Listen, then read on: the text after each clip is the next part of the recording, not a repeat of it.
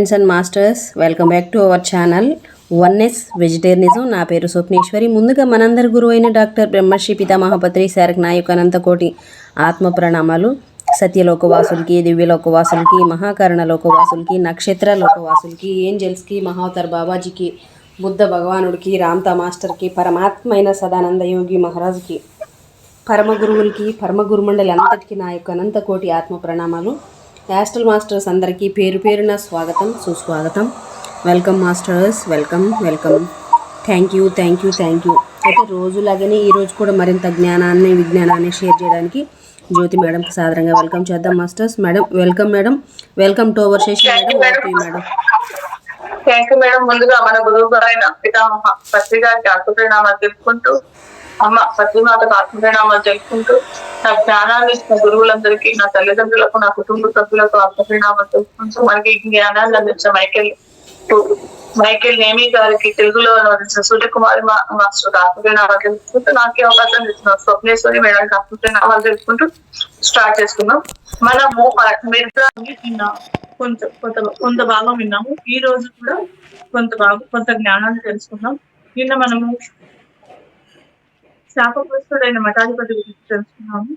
ఆ కథ విన్న తర్వాత అక్కడ ఒక సన్యాసి ఆల్ట్ శిఖరం పైన అక్కడ ఆల్ట్ శిఖరం పైన శిథిలమైన ఆ మఠములో మఠాధిపతి అక్కడ తిరుగుతూ ఉండడం,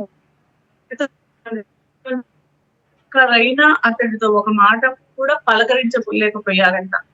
అంటే ఆ ఒక సన్యాసి లేదా ఆత్మ సంవత్సరాల తరబడి ఆ మఠములో శిథిలాలలో అక్కడ నిర్మానుష్యమైన ఆల్టర్ పీక్ శిఖరం పైన తిరుగుతూ ఉంది అనేది ఇతన్ని వేధించి ఆయన ఆ పర్వతం ఎక్కాలని అనుకున్నాడు. అక్కడ ఆ ఎక్కే దారిలో ఏటువాలుగా ఉన్న కఠినమైన దారి అది. ఆ దారిలో వెళ్తున్నప్పుడు ఎలా ఆయన శిఖరాన్ని చేరుకోగలిగాడో మనకి ఇక్కడ చెప్తూ ఉన్నారు. దాంట్లో మనం ఈరోజు తెలుసుకుంటూ ఉన్నాము. ఆ శిఖరం ఎక్కేటప్పుడు ఎన్ని అవరోధాలు వచ్చినా కూడా దృఢమైన సంకల్పంతో, ఎన్ని అవాంతరాలు వచ్చినా దృఢ నిశ్చయంతో ఎక్కుతూ ఉన్నారు ఆయన. అది మనకు చెప్తున్నారు ఇక్కడ. గొర్రెల కాపరి నన్ను ఆయన ఏం చెప్తున్నారంటే, అక్కడ ఎక్కేటప్పుడు ఆయనకి ఎన్నో విధమైన అడ్డంకులు అయినా కూడా ఏ దాన్ని లెక్క చేయకుండా ఆయన ఎక్కుతూ ఉన్నాడు. అప్పుడు అక్కడ ఒకసారి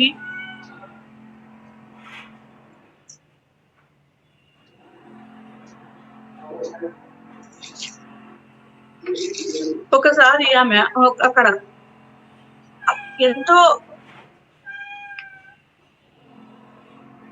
గృహలో నుంచి బయటికి వెళ్తున్న వారి వింతలు, నీడలు, లాంతరు వెళ్తులలో క్షణకాలం పాటు ఆయన కనిపించాయి.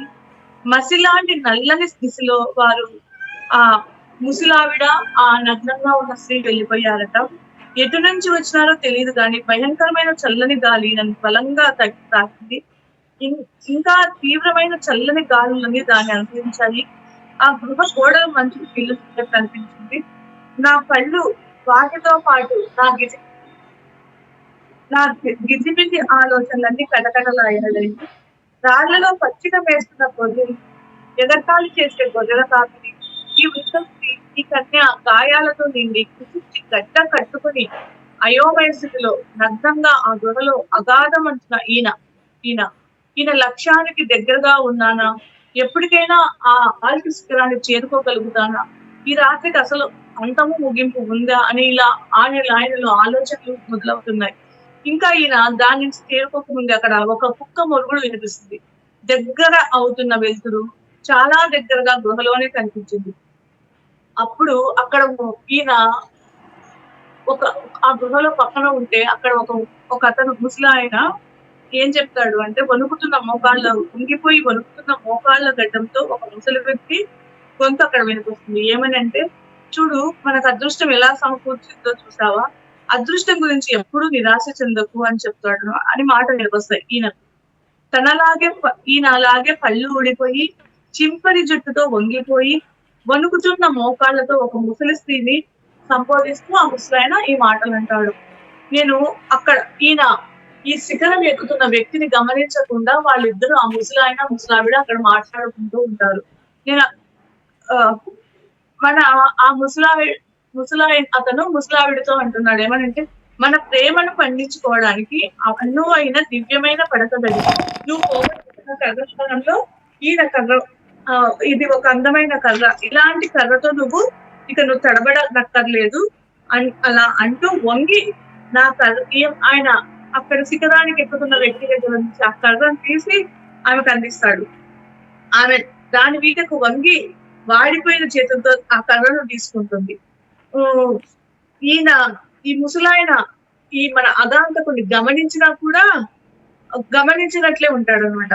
ఈ అగాంతకుడు తక్షణం వెళ్ళిపోవాలి, ఈ రాత్రి కళల గురించి ఒంటరిగా మనం కలలు కనాలి అని శాసనంలాగా అనిపిస్తుంది. ఇతను వెళ్ళిపోవాలి, ఆ ముసలాయన ఈ రాత్రి కళల గురించి మనం ఒంటరిగా కలలు కనాలని అనిపిస్తుంది. ఈయనలో ఈ అగాంతకుడిలో ధిక్కరించలేని అసహాయత ఆవరిస్తుంది. ముఖ్యంగా తన యజమాని ఆజ్ఞ పాటించడానికి అన్నట్టు భయంకరంగా.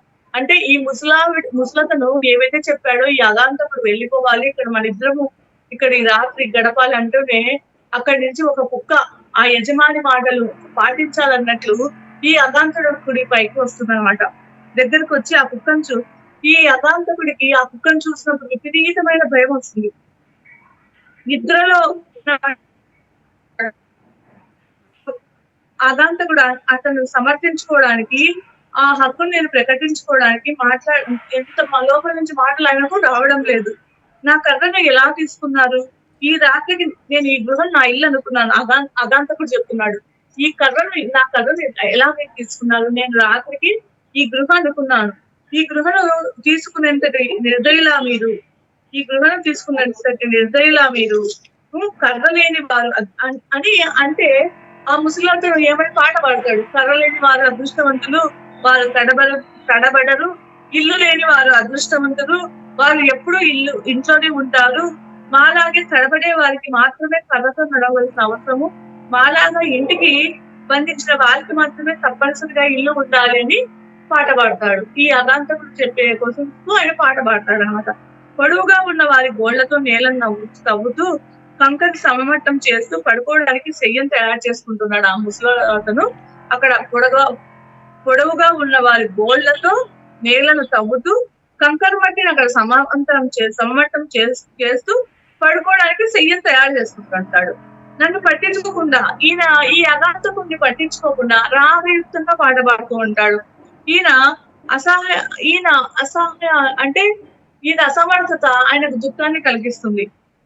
నా చేతులు చూడండి, నా పాదాలు చూడండి, నిర్జయమైన ఈ వాళ్ళతో తప్పిపోయిన బాటసారిని నేను అని పాపం ఈయన అంటాడు అగాంతకుడు. నా చేతులు చూడండి ఎలా ఉన్నాయో, నా పాదాలు చూడండి ఎలా ఉన్నాయో, నేను ఈ నిర్జనమైన ఇక్కడ తప్పిపోయాను, బాటసారిని నేను అంటాడు అనమాట. నా రక్తం ఓడ్చి ఈ దారి నేను ఎంతో కష్టపడి ఈ శిఖరం శిఖరం ఎక్కడానికి దారిని తెలుసుకున్నాను. మీకు ఇది తెలిసిన ఈ సుపరిచితమైన ఈ భయంకరమైన పర్వతం పైన ఒక్క అంగుళం కూడా నేను ముందుకు వెళ్ళలేకపోతున్నాను. మీరు చేసిన దానికి ప్రతిఫలంగా అనుభవించవలసిన శిక్ష అంటే మీకు భయం లేదా? ఈ రాత్రికి ఈ గృహని మీతో నేను పంచుకోవడానికి మీరు అనుమతి ఇవ్వకపోతే కనీసం అంటే మీరు ఈ గృహలో నేను ఉండకూడదు అని మీరు అనుకుంటే కనీసం మీరు లాంఛనైనా నాకు ఇవ్వండి అని అడుగుతాడు ఆగాంతకుడు. అడిగితే వారు ఈయన అడిగిన దానికి దేనికి సమాధానం చెప్పకుండా వాళ్ళు ఎన్నో పాటలు పాడతారు. ఏమని అంటే, ప్రేమ మరుగు తొలగింపబడదు, వెలుతురు పంచుకోబడదు, ప్రేమించి చూడు, దీపం వెలిగించు, కాంతివిక, రాత్రి గాయపడినప్పుడు, పగులు పారిపోయినప్పుడు, ధరిని చనిపోయినప్పుడు బాటసాలను ఎలా పయనిస్తారు, ధైర్యం చేయడానికి అక్కడ ఎవరుంటారు? అలా పాటలు పాడతారు అన్నమాట వారు. ఇక ఈ అగాంతకుడు పూర్తిగా విసిగిపోతాడు. ఏదో ఈ అగాంతకుడిని నిగూఢమైన శక్తి బయటికి నెడుతూ ఉంటే ప్రయోజనం ఉండదని అనిపిస్తున్నా వారిని పాపం ప్రాధేయపడుతూ ఆ ముసలివాడిని ప్రాధేయపడాలని నిర్ణయించుకుంటాడు. ఆ స్త్రీ అంటాడు అనమాట అగాంతకుడు, దయాళులైన స్త్రీ పురుషులారా, చలి ఒళ్ళంతా తిమ్మిడి పట్టిన అలసటతో నేను మాట్లాడలేకుండా ఉన్నాను. మీ ఆనందానికి నేను అడ్డుగా నిలబడలేదు. ప్రేమ రుచి నాకు తెలుసు కాబట్టి మీరు పడక గదిగా ఎంచుకున్న నిరాడంబరమైన నా విడిని, నా కర్రను మీకు ఇచ్చేస్తున్నాను, వదిలేస్తున్నాను. దానికి బదులుగా నాకు చిన్నది అడుగుతాను. మీ లాంతరు నాకు ఇవ్వండి. దయచేసి ఈ గుహ నుంచి బయటికి వెళ్లే దారిని, శిఖరాగ్రం చేరే మార్గాన్ని నాకు చెప్పండి అని అడుగుతాడు. దిక్కుల గురించిన అవగాహన నాకు కోల్పోయాను దాన్ని. పర్వతం నేను ఇప్పుడు ఎంతవరకు ఎక్కానో, ఇంకా ఎంత ఎక్కాలో కూడా నాకు ఇప్పుడు అర్థం తెలియడం లేదు అని చెప్తాడు. కానీ ఈయన చెప్పిన దాన్ని ఆ ముసలివాతను ముసలావిడ లెక్క పెట్టకుండా మళ్ళా పాటలు పాడసాగుతారు. నిజమైన ఉత్తములు ఎప్పుడు వినములే. వడివేగం గలవారు పని పూర్తి చేయడానికి ఎక్కువ కాలం తీసుకునేవారే. అతి సున్నితత్వం ఉన్నవారు చైతన్య రహితులే. అలా అనర్గళంగా మాట్లాడేవారు మాట్లాడలేని వారే. ఆటుపోటు కలిపితే ఒకళ్ళ దారి చూపించే వారు లేని వారు తప్పకుండా మార్గదర్శి ఉంటాడు అని ఇట్లా పాట పాడతారు అనమాట. తనకంతా ఇచ్చిన వాడికి అంతా ఉంటుంది అని పాటలు పాడతారు. ఇక పాపం ఈయన చేసేది ఏం లేక ఈ అగాంతకుడు వస్తుంది. మళ్ళా చివరి ఒకసారి మళ్ళా అడుగుదాం ఒకసారి చివరి ప్రయత్నంగా గృహ నుంచి బయటికి వెళ్ళిన తర్వాత ఎటువైపు తిరగాల నేను అడుగుతాడు. నేను ఈ గృహ నుంచి బయటికి పోతే కనీసం ఎటువైపు తిరగాలని చివరి ప్రయత్నంగా ముఖ్యవాడిని అడుగుతాడు, ప్రాధాన్యపడతాడు. నేను వేసే మొదటి అడుగులోనే మృత్యు నా కోసం ఉంచి ఉండవచ్చు. నేను అప్పుడే చనిపోవాలని నేను అనుకోవడం లేదు. ఊపిరి తీసుకోకుండా వాడి సమాధానం ఇక పాపం చెప్తారేమో వారు అనేసి ఎంతో వాళ్ళని ప్రాధాన్యపడి అడిగితే వాళ్ళు దానికి వాళ్ళ సమాధానం కోసం ఆయన ఎదురు చూస్తాడు అనమాట. అసాధారణమైన పాట రూపంలో వారి సమాధానం ఇంకా వాళ్ళు సమాధానం చెప్పకపోగా వాళ్ళ సమాధానం పాట రూపంలో చెప్తున్నారు అనమాట. ఈయనకు ఆ పాట రూపంలో చెప్తుంటే ఈయనకు చికాకు వస్తుంది. పర్వతపు పై భాగం నిటారుగాను క్లిష్టంగాను ఉంది. శూన్యపు వడి లోతైనది, మెత్తనది. సింహం డింబకము, దేవదారు సెడారు చెట్లు, కట్టెల మోపు, కుందేలు, నత్త, బలిగొంజు పిట్ట, గరుడ పక్షి, మోల్ జంతువు అన్ని ఒకే బొర్రలోనే ఒకే పరిస్థితిలోనే. ఒక కిందకి ఒక ఎర. చావు ఒక్కటే నష్టాన్ని పూరించగలదు. కింద ఎలా ఉందో పైన అలాగే ఉంది. బతకడానికి చావు లేదా చావడానికి బతుకు అని ఇలా చేతులపైన మోకాళ్లపైన పాకుతూ గృహ బయట వస్తుంటే వెళ్ళానో లేదో చూడడానికి అన్నట్టు ఈయన గృహ ఈ అగాంతకుడు గృహ బయటికి వస్తూ ఉంటే బయటికి వెళ్తున్నాడా లేదా అని కుక్క వెనకాలి వస్తుందన్నమాట. లాంతంలో కాంతి ఊగుతలాడింది. చీకటి బరువు నా కనురెప్పలపై పడింది. అక్కడ నేను ఉండరాదని కుక్క ద్రోపరచడంతో ఇంకా కుక్క ఈయనను ఆ గృహలో ఉండించదని మొరుగుతూనే ఉండడంతో ఈయన బయటకు వచ్చేస్తాడు. ఒక్క క్షణం కూడా అక్కడ ఉండకుండా వస్తాడు. జంకుతూ ఒక అడుగు సందేహంగా మరో అడుగు మూడవ అడుగు వేస్తున్నప్పుడు అకస్మాత్తుగా ఈయన పాదాల కింద పర్వతం జారిపోతున్నట్టు అనిపించింది. చీకటి సముద్రంలో మదించిన కెరటాలలో చిక్కుకున్న ఈయన ఊపిరిని వేసి కిందకి విసిరి వేసినట్టు అనిపిస్తుంది. ఆ నల్లని ఆ బుట్టలో అతి వేగంగా తిరుగుతున్న ఈయన మనసులో కదిలిన చివరి దృశ్యం ఆ పైశాచిక ఆ ముసలి అంటే ఈయన బయటకు వచ్చిన తర్వాత ఈయన మనసులో ఆ ముసలి అతను ముసలావిడ ఈయన కనిపిస్తారనమాట. ఆ నాసికారంధ్రాలలో ఊపిరి గడ్డ కట్టుకున్నప్పుడు అస్పష్టంగా నేను అన్న చివరి మాటలు వాళ్ళను తలుచుకొని ఈయన అన్న చివరి మాటలు ఏమంటే బతకడానికి చావు లేదా చావడానికి బతుకు అంటారు. అన్న తర్వాత ఇది అలా ఆయన ఆల్పు శిఖరము చేరిన తర్వాత జరిగిన సంఘటనలు ఇవన్నీ చేరేటప్పుడు ఆ ఆల్పు శిఖరం ఎక్కేటప్పుడు ఎన్నెన్నో కష్టాలు పడతాడు. అలా పడిన తర్వాత అక్కడ ఇంకొక అధ్యాయం ఇది మన గ్రంథ సంరక్షకుడు అనమాట. అప్పుడు అలా బయటకు వచ్చి ఆయన పడిపోయిన తర్వాత అప్పుడు అగాంతకుడిని అదృష్టమైన ఓ అగాంతకుడు అలే నువ్వు గమ్యం చేరుకున్నావు అనే మాటలు వినిపిస్తాయి. అప్పుడు దాహంతో ఆయన గొంతు పిచ్చుకట్టకపోయి ఉంటుంది. మండిపోతున్న ఎండలో మెలికలు తిరుగుతూ సగం కళ్ళు తెరిచి చూశాక భూమిపై ఇంకా నేను నన్ను నా పైకి వంగి నా పదాలను నీటితో సున్నితంగా కడుపుతూ ఈయన గాయాలను ఈ అగాంతకుడి అంటే అక్కడ అలా పడిపోయిన తర్వాత ఒకతను ఈయన రక్షించి నువ్వు అదృష్టవంతుడివి, నువ్వు గమ్యం చేరుకున్నావు అని పిలుస్తాడు. పిలిచిన తర్వాత ఈయన అప్పుడు ఆ ఎండలో ఈయనకు వెలుగుల తిరుగుతూ కళ్ళు తెరిచి చూసిన ఈయనకు భూమిపై సగిలబడి ఉన్న నన్ను నా పైకి వంగి ఒక అతను, అంటే ఈ అగాంతకుడి పైకి వంగి ఈయన పెదాలను నీటితో సున్నితంగా కడుగుతూ ఉంటాడు. ఈయన గాయాల్ని, రక్తాన్ని సున్నితంగా కడుగుతున్న ఓ నల్లటి మనిషిని అక్కడ చూస్తాడు.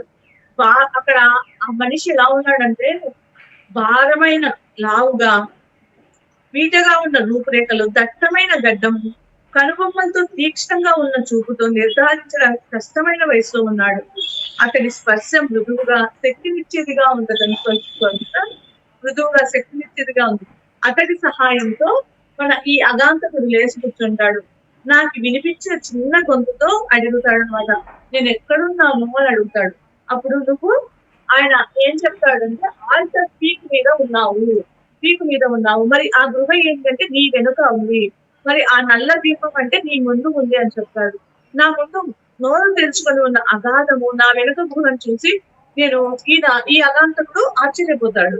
దాని అంచునే ఉన్నాను నేను, నాతో అన్ని గృహలోకి రమ్మన్నాడు. అతను మనస్ఫూర్తిగా వచ్చాడు. నాతో ఆ బిలం నుంచి నన్ను బయటికి ఎవరు తెచ్చారు అని అడుగుతాడు. ఆ గృహ బిలం నుంచి నన్ను ఎవరు తెచ్చారు అంటే, శిఖరం పైకి నీకు దారి చూపించిన వాడే ఆ బిలం నుంచి నిన్ను బయటికి తెచ్చి ఉంటాడు. అతడు ఎవరు అంటే అతడు ఎవరు అని అగాంతకుడు అడిగితే, 150 సంవత్సరాలు ఎవ్వరు నన్ను ఈ శిఖరానికి బంధించి నా నాలుకను కట్టివేశారో వారే అని చెప్తాడు. 150 సంవత్సరాలు నన్ను ఈ శిఖరానికి బంధించి నా నాలుకను కట్టివేశారు. అయితే నువ్వు అప్పుడు ఆయనకు అర్థమవుతుంది అగాంతకి, నువ్వు ఈ మఠంలో శపించబడిన మఠాధిపతిగా, అంటే ఒక ఆత్మ ఆ మఠంలో 150 సంవత్సరాల నుంచి మాట్లాడకుండా తిరుగుతూ ఉన్న ఆత్మ నువ్వేనా అని అడుగుతాడు. అవును నేనే అతన్ని అంటాడు. కానీ ఇప్పుడు నువ్వు అప్పుడు మాట్లాడలేదని అందరు చెప్తున్నారు, అక్కడ ఆత్మ కనిపిస్తుంది కానీ ఏది మాట్లాడటం లేదన్నారు. ఇప్పుడు నువ్వు మాట్లాడుతున్నావి అంటే, అప్పుడు ఆయన చెప్తాడు, ఆ మఠాధిపతి ఏమని చెప్తాడంటే, నువ్వు నా నాలుక బంధాన్ని తొలగించావు. అతడు మనుషులను తప్పించుకు తిరుగుతాడు. నువ్వు నన్ను చూసి అసలు భయపడట్లేదే అంటాడు. నీకు తప్ప మనుషులందరికీ దూరంగా ఉంటాడు.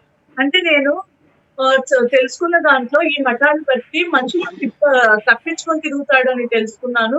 మరేమో నువ్వు మనుషులకు నన్ను చూసి అసలు భయపడడం లేదే అంటే, అప్పుడు ఆ మఠాధిపతి ఏం చెప్తాడంటే, నీకు తప్ప మిగిలిన మనుషులందరికీ నేను దూరంగా ఉంటాను. ఇంతకు ముందు నువ్వు నన్ను చూడలేదు, మరి నన్ను తప్ప మిగిలిన వారందరినీ ఎందుకు దూరంగా ఉంచుతున్నావు అని అడుగుతాడు.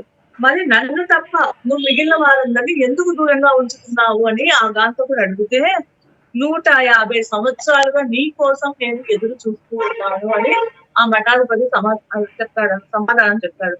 నీలాగా కర్ర, ఆహారము ఏమీ లేకుండా నగ్నంగా కొండ ఎక్కి వస్తున్న వ్యక్తి కనిపిస్తాడేమోనని 150 సంవత్సరాలలో ఒక్క రోజు కూడా నేను వదలకుండా అన్ని కాలాలలో, అంటే అన్ని ఋతువులలో, వర్షాకాలం, ఎండాకాలం, అన్ని కాలాలలో వస్తాడేమో, కర్ర, ఆహారం, రొట్టెల సహాయం లేకుండా నా కోసం వస్తాడేమో అని 150 సంవత్సరాల నుంచి వెతుకుతూ ఉన్నాను. అన్ని నా పాపపు కళ్ళు ఆ పాపపు దారిలోని రాళ్లలో వెతికేవి. చాలా మందిని వాళ్ళని అద్రోహించాలని ప్రయత్నించారు, కానీ ఎవ్వరూ కొండపైకి చేరుకోలేదు. వేరే దారుల్లో చాలా మంది వచ్చారు, కానీ ఎవ్వరు కూడా కర్ర, ఆహారము లేకుండా రాలేదు. నిన్నటి రోజంతా నువ్వు ఎలా ఎక్కుతావా, నీ పురోగతి నేను కనిపెడుతూనే ఉన్నాను. రాత్రి నిద్రపోవడానికి నిన్ను నగ్నంగా గృహ దగ్గరికి వదిలి వచ్చాను. తెల్లవారంటే ఇక్కడికి వచ్చి చలనం లేకుండా ఉన్న నిన్ను చూశాను. నువ్వు బతుకుతావని నాకు తెలుసు. నాకన్నా నువ్వే సజీవంగా ఉన్నావు. నువ్వు జీవించడానికి చనిపోయావు అని ఆ మఠాధిపతి ఆ అగాంతకుడితో చెప్తాడు. మఠాధిపతి చెప్తాడు, నువ్వు జీవించడానికి బతికావు, నేను మఠాధిపతి సాగడానికి బతుకుతున్నాను. అంతా ఆ పైవాని మహిమ. అతడు చెప్పినట్లుగానే అంతా జరిగింది. అంతా ఎలా ఉండాలో అలాగే ఉంది. సరైన వ్యక్తివి నువ్వే అన్న విషయంలో నాకు ఎలాంటి సందేహము లేదు. ఎవరయ్యా అతను అంటే, ప్రపంచం కోసం ప్రచురించవలసిన పవిత్ర గ్రంథాన్ని నేను ఎవరి చేతులకు అందించాలో ఆ అదృష్టవంతుడు. ఏ గ్రంథం అంటాడు, అతడి గ్రంథం మిర్దార్. మిర్దార్ ఎవరు అంటాడు, అంటే ప్రపంచం కోసము నేను ప్రచురించవలసిన పవిత్ర గ్రంథాన్ని నేను ఎవరి చేతిలో పెట్టాలో అతడికి నువ్వే అంటాడు. ఏ పుస్తకము అంటే ఆ పుస్తకము, ఆ గ్రంథం, అతడి గ్రంథం మిర్దార్ గ్రంథం అంటాడు. మరి మిర్దార్ ఎవరు అంటాడు. మిర్దార్ గురించి నువ్వు ఎప్పుడూ వినలేదా? ఎంత ఆశ్చర్యం! నీ క్రింద ఉన్న భూమిలో, నా చుట్టూ ఉన్న గాలిలో, నా పైన ఉన్న ఆకాశంలో అతడి పేరు ఈనాటి వరకు వ్యాపించి ఉన్నట్లే భూమండలం అంతా కూడా వ్యాపించి ఉంటుందని అతని పేరు మిర్దార్ అనే పేరు వ్యాపించి ఉంటుందని నేను అనుకున్నానే. అతడు నడిచిన, అంటే ఆ మిర్దార్ నడిచిన భూమి అనేది పవిత్రమైనది. అతడు మిర్దార్ పీల్చిన గాలి పవిత్రమైనది. అతడు చూసిన కళ్ళు పవిత్రమైనది. అంత గొప్ప వ్యక్తి మిర్దార్ అని చెప్తాడు. ఈ ఆకాశం పవిత్రమైనది అని చెప్తాడు. అలా అని అతడు వంగి భక్తిపూర్వకంగా భూమిని 3 సార్లు ఆ మఠాధిపతి వంగి ఆ భూమిని 3 సార్లు ముద్దు పెట్టుకున్న తర్వాత ఇంకా మళ్ళా మౌనం వహిస్తాడు. కొద్దిసేపు అయ్యాక ఇలా చెప్తాడు, మిర్దార్ గురించి ఇంకా తెలుసుకోవాలనుకున్న నా కోరికను పెంచావు. నేను మిర్దార్ గురించి తెలుసుకోవాలనుకున్న నా కోరికను పెంచావు. శ్రద్ధగా విను. చెప్పకూడదని నిషేధించింది తప్ప నేను అంతా చెప్తాను.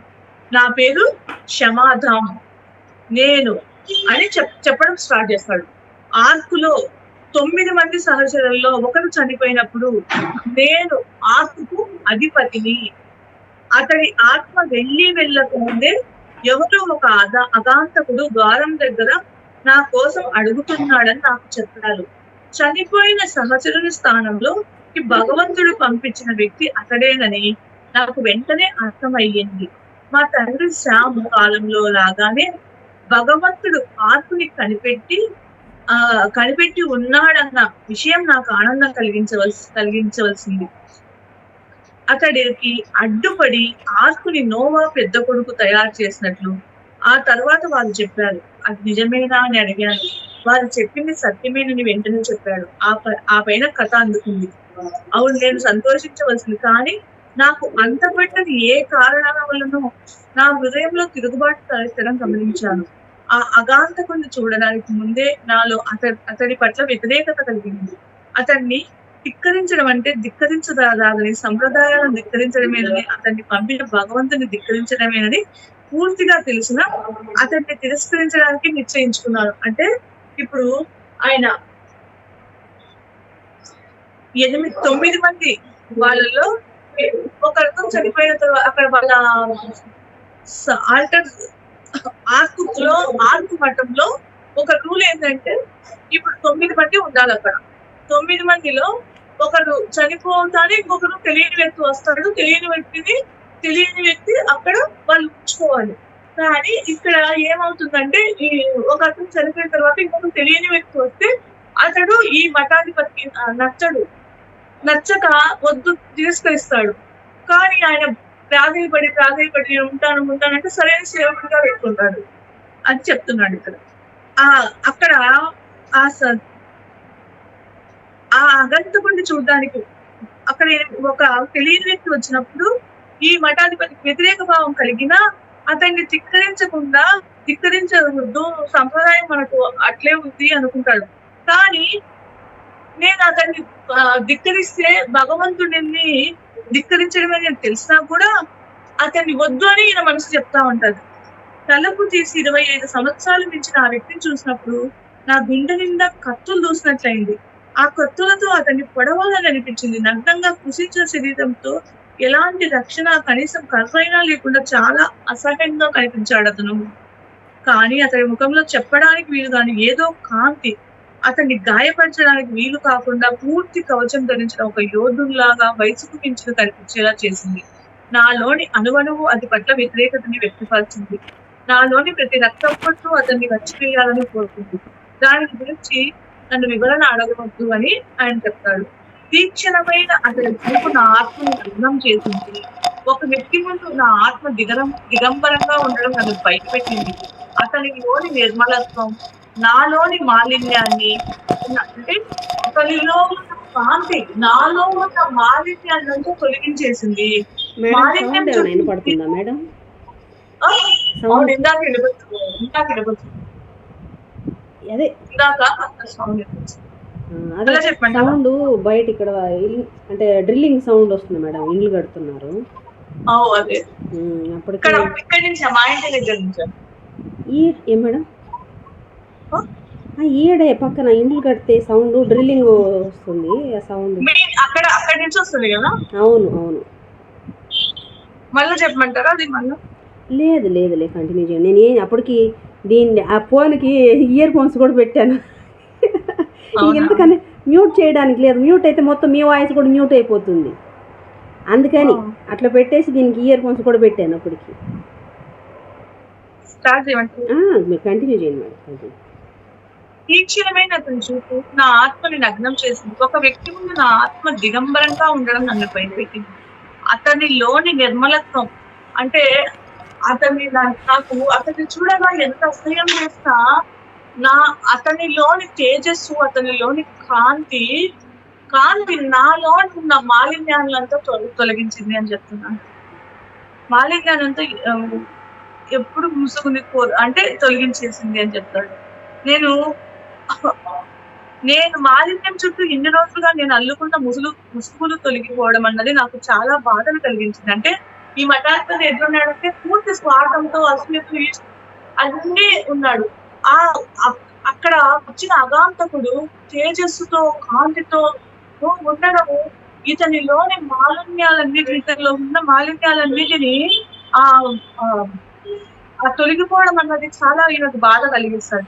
ఎందుకంటే మాలిన్యం ఎప్పుడు ముసుగుని కోరుతుంది. బహుశా అక్కడికి నాకు మధ్య పురాతనమైన అంటే ఈయన అనుకున్నాడు, అగాంతకుడిని చూస్తే ఈయనలో పట్టలి కోపం, ఈర్ష్య, అసూయ వస్తున్నాయి. అందుకే వాళ్ళలో ఉన్న రూల్ ఏంటి?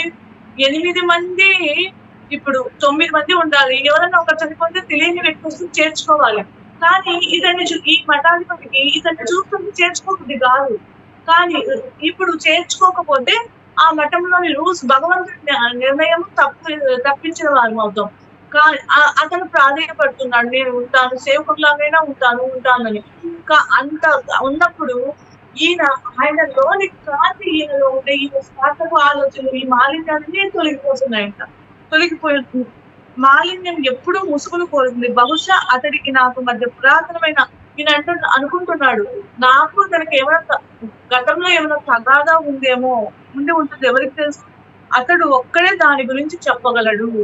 సంస్థలోకి అతడిని చేర్చుకోనని ఖచ్చితంగా నిర్దాక్షిణ్యంగా చెప్పాను. వెంటనే అతన్ని అక్కడికి వెళ్ళిపోమని శాసించారు. మళ్ళీ ఆలోచించుకోమని అతను సలహా మళ్ళా ఆలోచించుకోమని అగాంతకుడు సలహా ఇచ్చాడు. అతడు నాకు సలహా ఇవ్వడం నన్ను ఆ మఠాధిపతికి అవమానం పరుచినట్టుంటది అనమాట. నాకు సలహా ఇస్తావా నువ్వు అని అతడిపై, ఆగాంతకుడిపై ఆ మఠాధిపతి ఉంచుతాడు అనమాట ముఖంపై. కానీ పాపము ఆగాంతకుడు ఆ ఉప్పును కూడా తెచ్చుకొని ఏ చెక్కు లేకుండా నీ నిర్ణయం మార్చుకో మళ్ళీ సలహా ఇస్తాడు. అతడు ఉమ్మును తుడుచుకుంటున్నప్పుడు అతడు మఠాధిపతి ఈ అగాంతకుడు మీద ఉమ్మును తుడుచుకున్నప్పుడు ఈ మఠాధిపతికి ఏమనిపిస్తుందంటే తనపైన ఉమ్ము పడినట్లు అనిపిస్తుందంట, పులుముకున్నట్లు అనిపించిందంట. అప్పుడు ఆ మఠాధిపతికి నేను ఓడిపోయినట్లు అనిపించింది. నా అంతరాంతరాల్లో మా ఇద్దరి మధ్య పోటీ సమంగా లేదని, అతడు బలవంతుడైన పోటీదారుడని నేను ఒప్పుకున్నాను. ఓడిపోయిన అహంకారంలో నా గర్వం కాళ్ళ కింద పడి నలిగిపోయే వరకు పోటీ నుంచి విరమించుకోలేదు. అతని అభ్యర్థులని అంగీకరించడానికి సిద్ధపడ్డాను. కానీ అతడు ముందుగా నా పట్ల అనుభవం చూపించాలనుకున్నాను. అయితే ఏ విధంగానూ అతడు అనుభవం చూపించలేదు. మఠాధిపతి అనుకున్నాడు, ఈ అగాంతకుడు నా మీద అనుభవం చూపించాలి. కానీ ఆగాంతకుడు ఏ విధంగా మఠాధిపతి పైన అనుభవం చూపించలేదు. అకస్మాత్తుగా అతడు బట్టలు, ఆహారము కావాలని ఆగాంతకుడు అడుగుతాడు. నా ఆసక్తి చూపించింది. అతడి ఆకలి, చలి నా వైపున అతడి ప్రత్యర్థులుగా నిలవడంతో గెలుపు నాదే అని నమ్మాను. అంటే ఆకలి, చలి ఉన్నప్పుడు గెలుపు నేనే గెలుస్తాను అనుకున్నాను. సంస్థ ఇతరుల దయాదాక్షిణ్యాలతో దాతృత్వంతో నడుస్తుందని, ధర్మం చెయ్యదని క్రూరంగా అతనికి చెప్తాడు. సంస్థ వేరే వాళ్ళ నుంచి అన్ని తెచ్చుకుంటున్నాం, అన్ని వస్తువులు అన్ని మనము అందరిని అడిగి తెచ్చుకుంటున్నాం. ఇవన్నీ ధర్మాన్ని చేయడము దాతృత్వంతో నడుస్తుంది, ధర్మము చేయడం కుదరదని క్రూరంగా మఠాధిపతి ఆగాంతకుడికి చెప్తాడు అనమాట. ఒక రొట్టె ముక్కు కూడా ఇవ్వడానికి ఇయ్యడు. చాలా ఘోరమైన అబద్ధం చెప్తాడనమాట ఆ మఠాధిపతి. ఎందుకంటే అవసరం ఉన్న వారికి తిండి బట్ట నిరాకరించవలసిన అగత్యం లేనంత, అంటే కానీ ఆల్ట శిఖరంలో లెక్కలేనంత ధనం ఉండాలి. అయినా ఆ మఠాధిపతికి ఈ అగాంతకుడి మీద కోపం వల్ల ఏది తిండి బట్ట ఏమి ఇయ్యను, ఇది ఇక్కడ రూల్ లేదు అని చెప్తాడు. ఎందుకంటే సంస్థ అందరి దగ్గర నుంచి డబ్బులు తెచ్చుకున్నాము అని చెప్తాడు అనమాట. చెప్తాడు. ఎందుకు అట్లా చెప్తాడంటే ఇతడు ఆ తిండిని అడుక్కోవాలి అని, యాచించాలని కోరిక ఆయనకు అంత క్రూరంగా ఉంటాడు ఆ మఠాధిపతి. కానీ అతడు యాచించలేదు, హక్కు ఉన్నట్లుగా అడిగాడు. అతడు అడిగిన విధానంలో అధికారం ఉంది. ఎలాంటి ఊగిసలాట లేకుండా పోరాటం చాలాసేపు ఇలాగే సాగింది. అయితే మొదటి నుంచి జయం అతడిదే. నా ఓటమిని దాచుకోవడానికి చివరికి అతడి పేరు ఆర్కులో ఒక సేవకుడిగా మాత్రమే చేయమని ప్రతిపాదించాను. అది అతడిలో అనుభవ కలిగిస్తుంది అనుకున్నాను. అప్పుడైనా అతడు కాదు యాచకుడిని నేనే అన్న విషయాన్ని తెలుసుకోలేకపోయాను. ఇప్పుడు ఆ మఠాధిపతి ఎన్నో విధాల ఈ సైనికుడు ఈ అగాంతకుడిని బాధ పెడతాడు. ఆ ఆర్కులో ఒక సేవకుడిగా మాత్రమే చేయమని, అతడితో అట్లన్నా ఆ సేవకుడిగా ఉన్నప్పుడన్నా ఆ అగాంతకుడిలో అనుభవం వస్తుందని అనుభవం కలిగిస్తుంది అనుకున్నాను. అప్పుడు అతడు కాదు యాచకుడు నేనేనని నాకు అర్థం కాలేదు అని మఠాధిపతి చెప్తున్నాడు. ఆ విషయాన్ని నేను తెలుసుకోలేకపోయాను. నా అవమానాన్ని కప్పడానికి అతడు నా ప్రతిపాదనని అంగీకరించాడు. అతడిని సంస్థలోకి కేవలం ఒక సేవకుడిగా మాత్రమే తీసుకుంటూ ఇప్పుడు నన్ను నేను బయటకు పంపుతున్నాను అన్న విషయం అసలు అనుకోలేదు.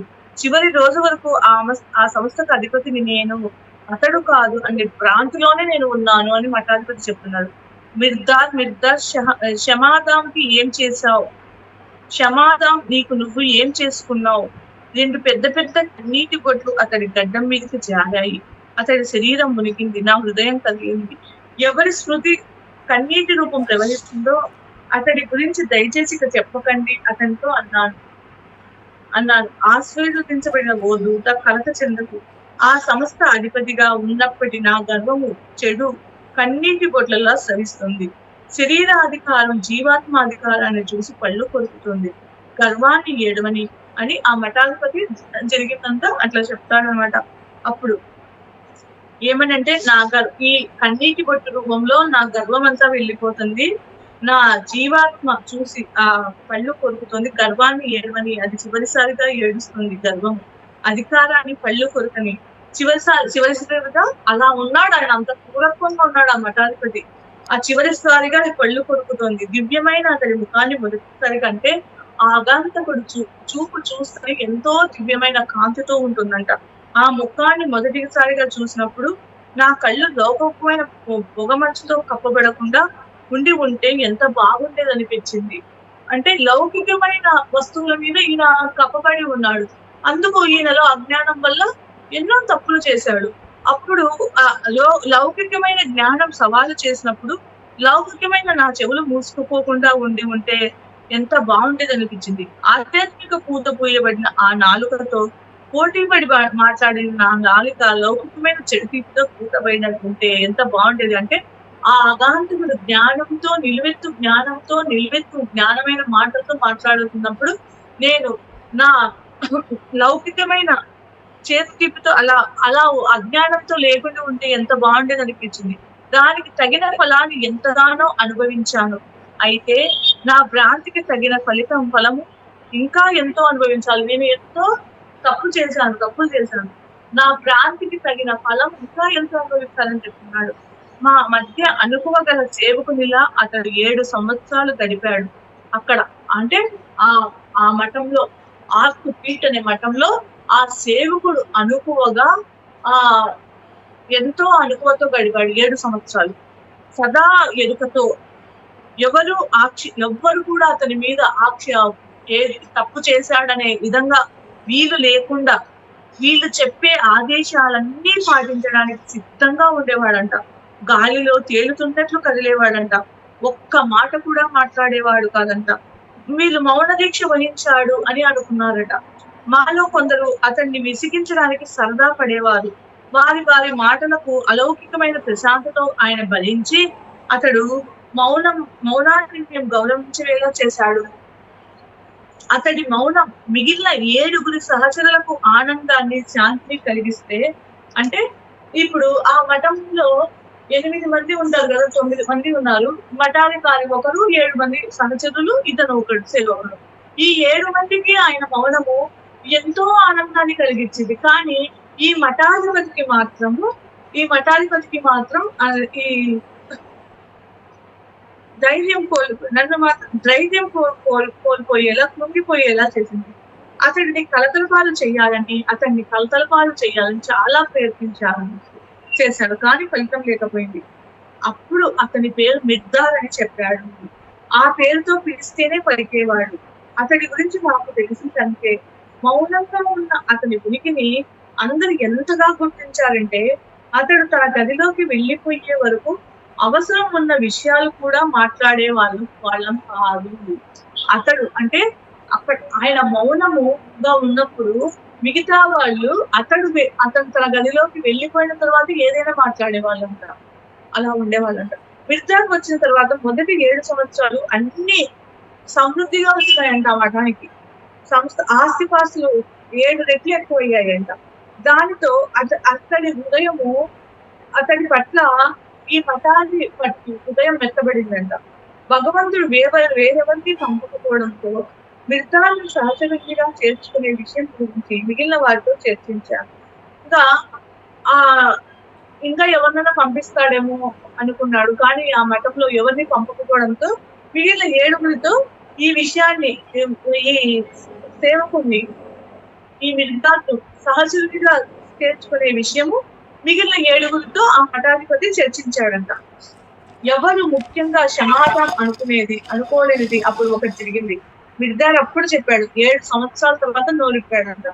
తుఫాను కట్టలు తెంచుకుంది. ఇన్ని రోజులుగా అతడి మౌనం దాచిపెట్టిందంతా బయట పెట్టాడు.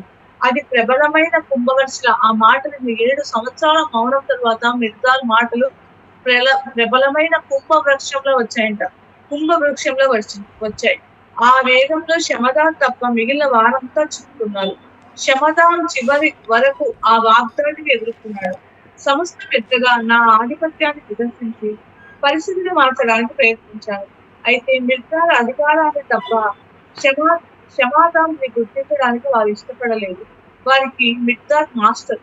క్షమాదాం వెలివేయబడ్డాడు. అంచేత వంచనకు పాల్పడ్డాను. కొందరికి వెండి, బంగారం మొదటి సారవంతమైన భూములన్నీ ఎదచూపాను. అక్కడ నా ప్రయత్నాలు ఫలిస్తున్నాయనుకున్న సమయంలో నేను చేస్తున్న ప్రయత్నాలు తెలుసుకోవడమే కాకుండా ఎలాంటి ఇబ్బంది లేకుండా వాటిని అతడు భంగపరిచాడు. కేవలం కొన్ని మాటలతో మిర్జార్ కొన్ని మాటలతో వాళ్ళని ఆకర్షించుకున్నాడు. అతడు ప్రతిపాదించిన సిద్ధాంతము అసాధారణంగాను, క్లిష్టంగాను ఉంది. అదంతా గ్రంథంలో చెప్పబడింది. అతను ఏమి ప్రతిపాదించాడో అదంతా ఈ బుక్ లో చెప్పబడింది. దాని గురించి నేను మాట్లాడకూడదు. మిర్జార్ వాగ్దాటిని భూమిని మంచులా కనిపించేలా చేస్తుంది.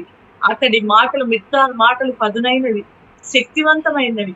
వాటిని ఎదిరించడానికి నా ఆధీనంలో ఉన్న సంస్థ సీలు తప్ప వేరేమీ లేదు. కానీ అది కూడా ఉపయోగం లేకుండా పోయింది. అతడి ప్రబోధనల ప్రభావంతో సహచరులంతా బలవంతంగా నాతో అన్ని దస్తావేజుల్లోనూ సంతకాలు చేయించి ముద్ర వేయించారు. భగవంతుడిపై నమ్మకం ఉన్నవారు విరాళాల రూపంలో సంస్థకు సమర్పించిన భూములన్నింటినీ ముక్కలు చేసి అమ్మేశారు. చుట్టుపక్కల గ్రామాల్లో ఉన్న బీదవారికి, అవసరం ఉన్న వారికి సహచరులతో బహుమతులు ఇచ్చి పంపించాడు మిర్జార్. మిర్జార్ వచ్చిన తర్వాత అన్ని ఆయన చెప్పిన ప్రబోధనలు మిగతా 7 సహచరులన్నీ ఎవరికి వాళ్ళు సొమ్మును ఎవరికి వాళ్ళు ఇవ్వడము, ధర్మంగా బతకడం అన్ని ఇలా ఉండేవారు అనమాట. ఆర్కులో ప్రతి సంవత్సరం 2 పండుగలు జరుగుతాయి. అందులో ఒకటి డేట్ ఆఫ్ దివెన్. రెండవది డే ఆఫ్ ది ఆర్క్. రెండవ పండగ సందర్భంలో చివరి రోజుల్లో మిర్దార్ సంస్థలో ఉన్న వాటన్నిటిని బయటకు ఉంటున్న వారికి పంచివేయమని సహచరులను శాసించాడు.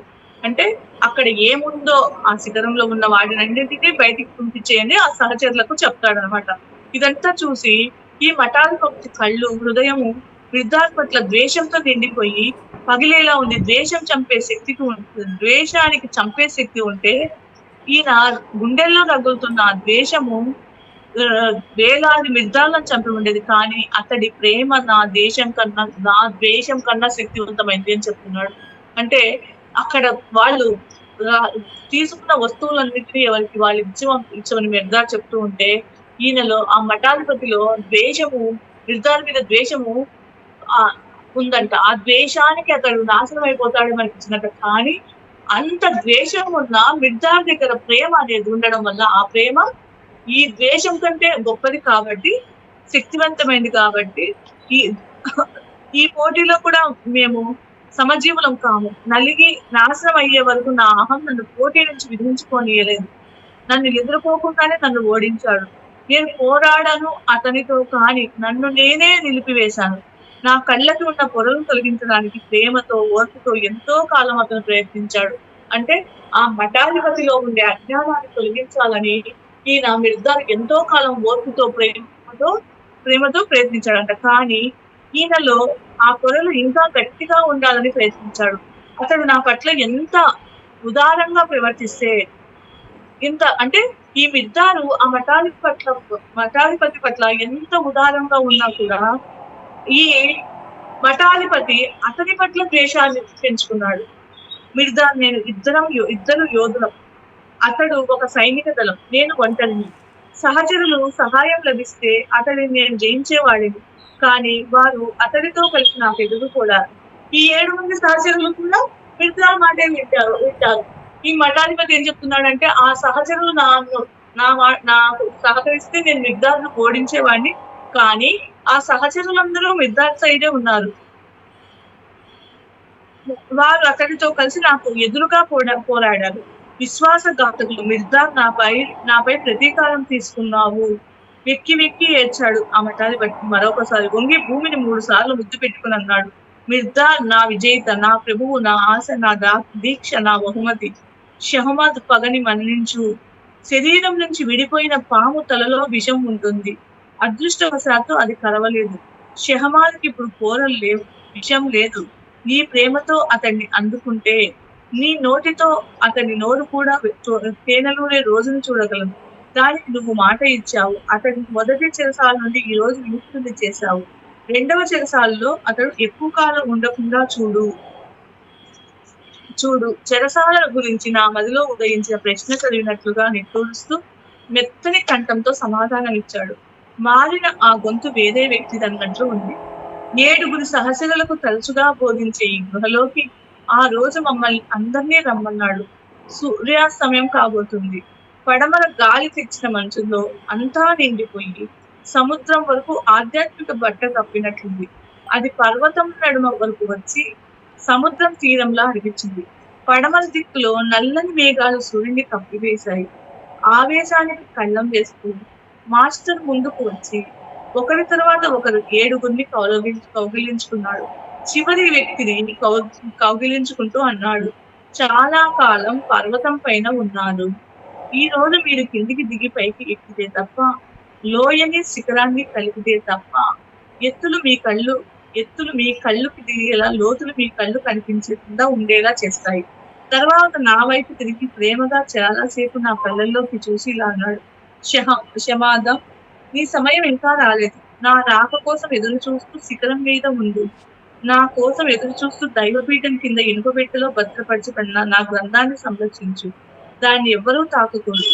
నువ్వు కూడా సమయం వచ్చినప్పుడు ఆ గ్రంథం తీసుకుని ప్రపంచం కోసం ప్రసరించే నా దూతని పంపుతాను. నేను ఇస్తున్న గుర్తులతో అతన్ని నువ్వు కనుక్కోగలవు. అతడు శిఖరాన్ని వాళ్ళలో అధిరోహిస్తాడు. కర్రతో 7 రొట్టెలతో బట్టల్ని ధరించి ప్రయాణం మొదలు పెడతాడు. కానీ అతడిని నువ్వు గృహం ముందు కర్ర ఆహారం లేకుండా దిగంగౌరంగా చైతన్యరహితంగా చూస్తావు. అతడు వచ్చే వరకు నువ్వు మాట్లాడలేవు. మనుషులకు తప్పించుకు తిరుగు. అతడిని చూసిన వెంటనే నువ్వు మౌనం చెరసాల నుంచి విముక్తుడు అవుతావు. ఆ గ్రంథం అతడికి ఇచ్చిన తర్వాత నువ్వు రాయిలా మారుతావు. ఆ చెరసాల నుంచి నిన్ను నేనే విముక్తుడిని చేస్తాను. ఎదురు చూసే కాలం ఎక్కువ అని నీకు అనిపిస్తే అది ఇంకా ఎక్కువ చేయబడుతుంది. అది తక్కువ అని నీకు అనిపిస్తే ఇంకా తక్కువ చేయబడుతుంది. నమ్ము, ఓర్పుతో ఉండు.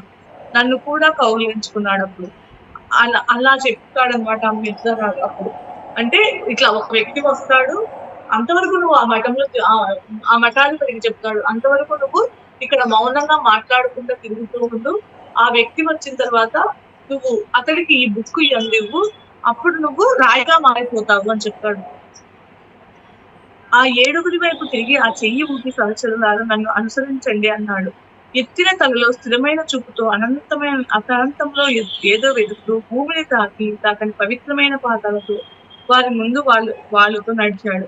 వారి ముందు తెర అంచు చేరేసరికి నల్ల మేఘం కింద అంచును చేర్చుకుని సూర్యుడు రావడంతో ఆకాశంలో ఇంద్రధనుస్సు ఏర్పడి వింత కాంతులతో వెలిగిపోయింది. కళ్ళు జిగేల్మనిపించే ఆ కాంతిని మాటలతో వర్ణించిన సత్యం కాదు. మాస్టర్ ఏడుగురితో కలిసి పర్వతం నుంచి విడిపోయి మంచుపై నడుస్తూ ఇంద్రధనుస్సులోకి సూర్యుడిలోకి వెళ్తున్నాడు అనిపించింది. నన్ను ఒక్కడిని అలా పూర్తిగా వదిలివేయడం చాలా బాధగా అని చెప్తుంది. పగలంతా శ్రమించి పూర్తిగా అలసిపోయిన వాడిగా శ్రమాద అకస్మాత్తుగా మౌనం వహించాడు. అతడి తల వంగింది. కళ్ళు మూతలు పడ్డాయి. గుండె ఎగిసి పడింది. చాలా సేపటి వరకు అలా దుఃఖిస్తూనే ఉన్నాడు. ఓదార్పు మాటలు నేను వెతుక్కుంటున్న సమయంలో తలెత్తి అలా అన్నాడు. అదృష్టానికి ప్రేమకుడి నువ్వు ఈ దురదృష్టాన్ని క్షమించు. నేను చాలా ఎక్కువగా మాట్లాడినట్టున్నాను. వేరే విధంగా ఎలా ఉండగలను? 150 సంవత్సరాలు మౌనం వహించి ఉన్న ఈ నాలుక అవును కాదు అంత మౌనాన్ని ఛేదింపగలరా? ఒక షహమాద్ ఒక మిర్దార్ కాగలడా? సోదరా షహమాద్, నన్ను ఒక ప్రశ్న వేయండి. నన్ను నువ్వు సోదరుడని పిలవడం నీలో ఉన్న మంచితనం. నా ఒకే ఒక్క సోదరుడు చాలా సంవత్సరాల కిందట చనిపోయాడు. అప్పటి నుంచి నన్ను ఎవ్వరూ పిలవలేదు. నీ ప్రశ్న ఏమిటంటే, మిర్జా చాలా గొప్ప ప్రబోధకుడు అయినప్పటికీ ఈ రోజు వరకు ప్రపంచం అతని గురించి కానీ అతడి ఏడుగురుల సహచరుల గురించి కానీ వినలేదు. అలా ఎందుకు జరిగింది? మిర్జా సమయం కోసం చూస్తున్నాడేమో, వేరే పేరుతో బోధిస్తున్నాడేమో. ఒక్క విషయం నేను గట్టిగా చెప్పగలను. ఆర్కుని మార్చినట్లుగా మిర్జార్ ఈ ప్రపంచాన్ని మారుస్తాడు. చాలా కాలం క్రితమే అతను చనిపోయి ఉండాలి. మిర్జార్ చావడు. అతడు మృత్యువు కన్నా బలవంతుడు. ఆర్కుని నాశనం చేసినట్లుగా అతడు ప్రపంచాన్ని నాశనం చేస్తాడని సూచిస్తున్నావా? కానే కాదు. ఆర్కు యొక్క బరువును దించినట్లే ప్రపంచం యొక్క బరువును కూడా మిర్జార్ తెచ్చాడు. తప్పుల అభిప్రాయాల మాటల అసలు వెలుగుని దాచి ఉంచి అంధకారంలో గుర్తిస్తున్న మనలాంటి వారి కోసం శాశ్వతమైన వెలుగుని ప్రసాదించే దీపాన్ని మిర్జార్ వెలిగిస్తాడు. మనుషులు తమలో దేనిని ధ్వంసం చేసుకుంటారో దాన్ని మనుషులు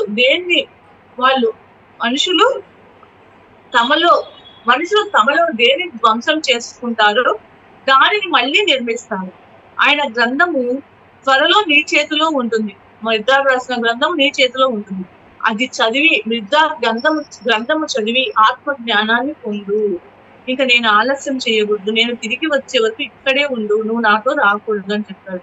ఆశ్చర్యంతో అసహనంతో ఉన్న నన్ను వదిలి హడావిడిగా బయటికి వెళ్ళాను. నేను కూడా బయటికి అడుగులు వేసిన లోయ అంచు వరకు మాత్రమే వెళ్ళాను. అద్భుతమైన గీతలతో రంగులతో నా కళ్ళ ముందు పరుచుకున్న దృశ్యం నన్ను ఎంతగానో ఆకర్షించింది.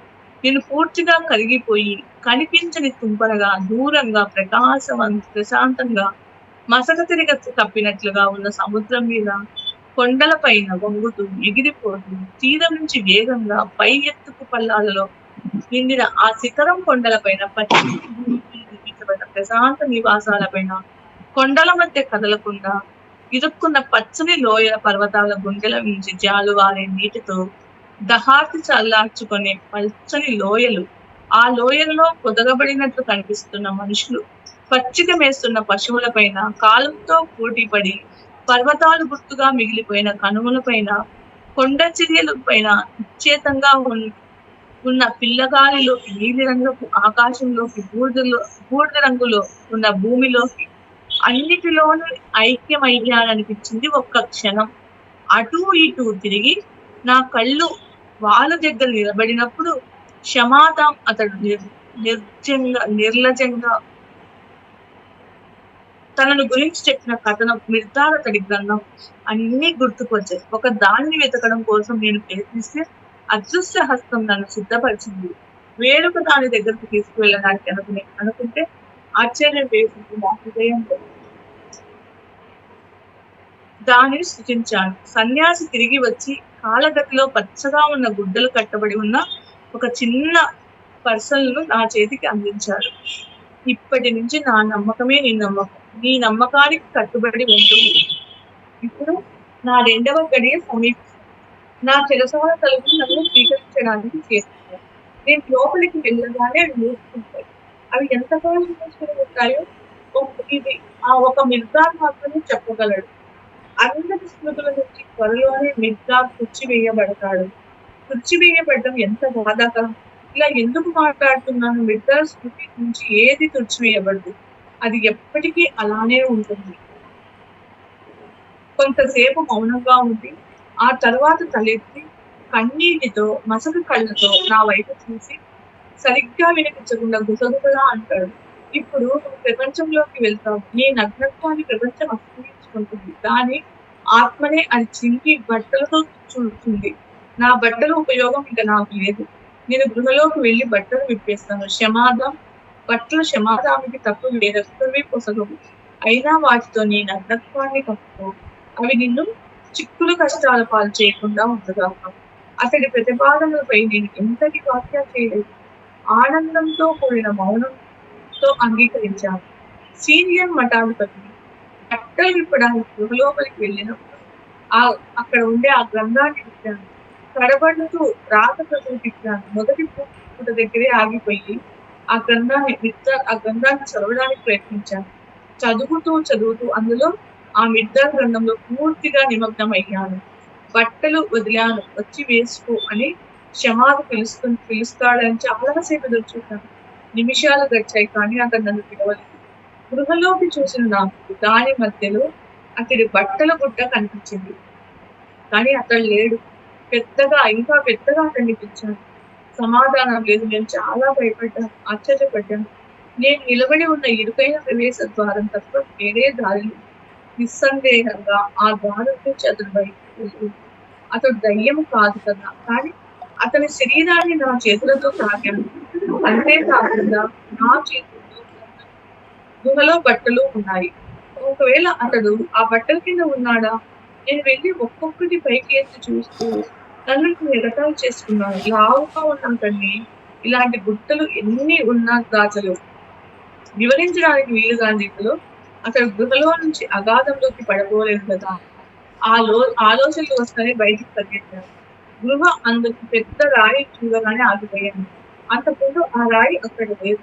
ముఖంలో మనిషి పోలిక, మోటుగా ఉన్న అవయవాలు, పైకెత్తిన విశాలమైన గడ్డం, గట్టిగా చేయించిన దవడలు, నోరు ఉత్తరం వైపు సమయంలోకి ఓరుగా చూసి కళ్ళతో ఉన్న పశువులా ఉంది ఆ రాయి. సహచరులందరిలోనూ ఆ చిన్నవాడైన నరోడా రాసిన మిర్దార్ గ్రంథం జయించాలన్న తీవ్రమైన కోరిక ఉన్నవాడు భావించ సంకేత సూచిక దిగు. మిగిలిన వారంతా దానిని గురించి జాగ్రత్తపడండి అనేది. అంటే ఆయన రాయిగా ఆ బుక్ ఈయన చేతిలో పెట్టి ఆయన రాయిగా మారిపోయాడు. మిర్దార్ తన ముసుగు తొలగించడం, ముసుగుల గురించి, ముద్రల గురించి వాక్య, ఇది మనము రేపు తెలుసుకుందాం. మిర్దారు ఇక్కడి నుంచి మనకు బాగా అర్థమవుతుంది. అంటే ఇక్కడ ఏం చెప్తున్నాడంటే, ఆయన ఆ మఠాధిపతి వచ్చిన తర్వాత ఆ పుస్తకాన్ని ఆయన చేతిలో పెట్టి ఆయన రాయిగా మారిపోతాడు. అదే ఇదంతా చెప్తున్నాడు. ఇక ఆ మిర్దారు చెప్పే బోధనలు, చెప్పే స్పీచెస్ వల్ల అక్కడ ఉండే 7 సహోదరులు ఎంతో అద్భుతంగా మారాడు. ఆ మఠాధిపతిలో ఉండే ఈర్ష, ఆవేశం, అసూయతో ఎన్నో దోచుకున్న వాటినంతా ఆయన అందరికీ పంచిపెట్టడం, ఆత్మపీఠంని అద్భుతంగా తీర్చాడు. ఆయన తీర్చి ఆ ఆత్మ కొన్ని వేల సంవత్సరాల వరకు అక్కడ, కొన్ని వందల సంవత్సరాలు అక్కడే తిరుగుతూ మాట్లాడకుండా ఉండేది. ఈ ఒక్క మనిషి వస్తేనే, ఈ మనిషి వస్తేనే అతడు మనిషిగా మాట్లాడతాడు. మాట్లాడి ఇతని చేతిలో ఆ పుస్తకం పెట్టేసి అతను రాయిగా మారిపోతాడు. ఇక్కడి నుంచి మిర్దార్ తన ముసుగు తొలగించడం, ముసుగుల గురించి, ముద్రల గురించి చెప్పడం, ఇది మనము రేపు తెలుసుకుందాం. Thank you madam. Thank you madam, thank you so much madam. Phone అర్థమవుతుంది. ఇది కొంచెం ఫారినరా మేడం ఈ బుక్ ఆర్థరు? ఆ? ఈ బుక్ ఆర్థర్ ఎవరు, ఫారినరా? మైకేల్ నేమి రాసింది. అంటే మనకు దీంట్లో మిర్దార్ బోధనలు ముఖ్యం. ఆ ఆర్కు శిఖరం దగ్గర వాళ్ళు అది ముందు చెప్పినాడు, తర్వాత మిర్దార్ ఏమేమి చెప్పినాడో అది ఆ బోధనలన్నీ చాలా బాగుంటాయి. ఇప్పటి నుంచి మనకు చెప్తాను. ఎన్ని పేజీలు మేడం ఈ బుక్? ఎంత బుక్? 150, 300 పేజీలు, 250. దీనికి ఎంత ఫస్ట్ ఆఫ్ చేస్తున్నారా? లేదు ఆఫ్ చేయలేదు మేడం. తీసేస్తారు కదా. అవును. ఓకే.